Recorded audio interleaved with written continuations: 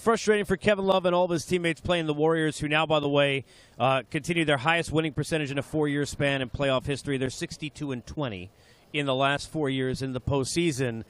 But let's talk about LeBron and his performance, because Kevin Love getting asked about down 0-3. It's hard not to talk about, which we'll discuss a lot, guys, I'm sure, in a couple of days, the fact that in this building it could be LeBron's last game as a Cavalier. How about, Chuck, I'll start with you, his mindset. He didn't have as strong a game, despite his 10th triple-double in playoff history, most ever in the NBA, as he did maybe in Game 1 or in Game 2. What do you do now? What hasn't he done? Well, you just got to hope you don't get swept. I mean, that's, like I say, that's would be my mentality. It sucks to get swept. But listen, I am not going to be one of these fools on television who let LeBron James hijack the whole NBA forever. I hope he stays in Cleveland. It'd be great if he stayed in Cleveland.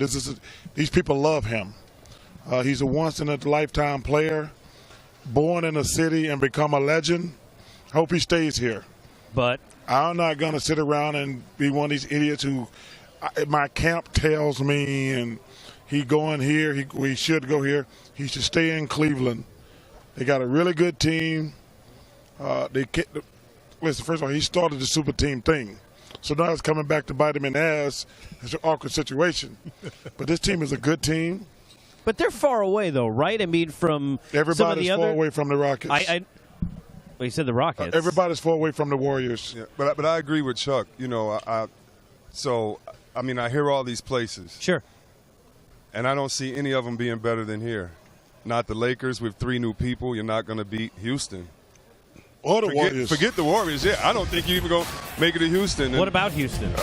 What about Houston? Maybe that's the one place, I can see. But, again, I'm with Chuck. I would love to see him stay here. I would love to see him go to the championship, try to continue to win, recruit some players that can help him. But, and, again, who knows what's going to happen. They still have some games. Let him tell it they're going to win 4 in a row. But right now, while we're talking about it, I just don't see a place that he can go that would be better or more fulfilling, or where you can win right away. It won't be more fulfilling than winning here. If he goes to Houston, first of all, it won't work in Houston. He goes to Philly, it won't work in Philly. I'm sure your brethren in Philly are going to love hearing that. Well, he can't play with Simmons and Embiid. Well, yeah, it really hurts Simmons. It really hurts. And Simmons is, look, you may take that risk, but Simmons now, you sort of negate what he does. Yes. Because they're the same player. And you take away from Embiid, who's a stud. Well, look, first of all, my camp says – no, I'm joking. Yeah, I didn't know what camp is. I only know one camp that you've been to, but I know they're not going to help the Cavaliers. I really think – they're in good shape. I really think that he should stay. I mean, he should definitely stay. If he wants to get to the finals, even though Boston's going to be better, Philly will be better, Toronto, we don't know what's going to happen there. The East, Milwaukee should be better. Yes. I just think the best chance for him to get back to this stage is here. And I'll say this about Cleveland. They have been bold in some of the things they've done to get to the final. It didn't work this year. They moved Kyrie. They went for it. They brought in Isaiah Thomas. They brought in some old vets. It didn't work. They made a big change midseason. Yes. You have to think if he stays, they may make some other changes, maybe go after some of these top free agents. So they got the number 8 pick in the draft. They've been bold. They've been bold. You got to give them credit, and I think they would continue to do that. I think Dan Gilbert gets a lot of blame, but I give a guy a lot of credit. He has done everything to make this team competitive.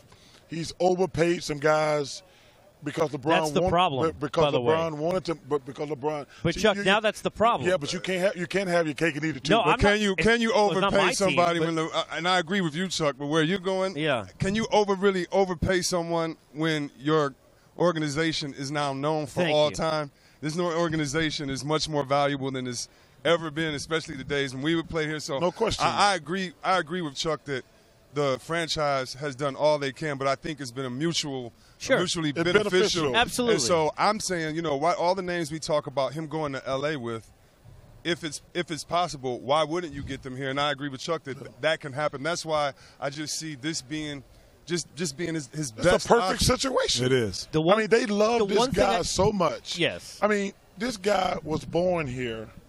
He turned into one of the greatest ever.